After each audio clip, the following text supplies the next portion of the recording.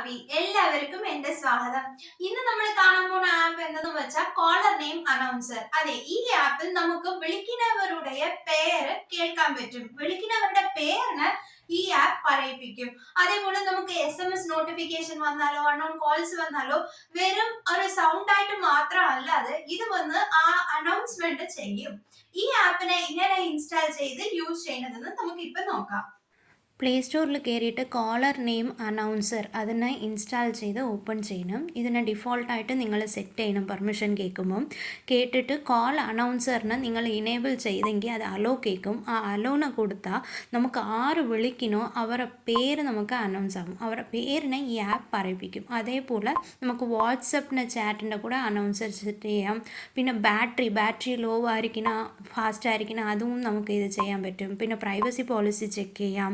പിന്നെ സെറ്റിങ്സിൽ പോയെങ്കിൽ നമുക്ക് എന്തെങ്കിലും ഇഷ്യൂ ഉണ്ടെങ്കിൽ അതിനെ റിപ്പോർട്ടും ചെയ്യാൻ പറ്റും. ഈ ആപ്പ് ഉപയോഗിച്ചിട്ട് നമുക്ക് ആര് വിളിച്ചാലും അതിനെ വന്ന് പറയുന്ന പോലെ മാറ്റാൻ പറ്റും.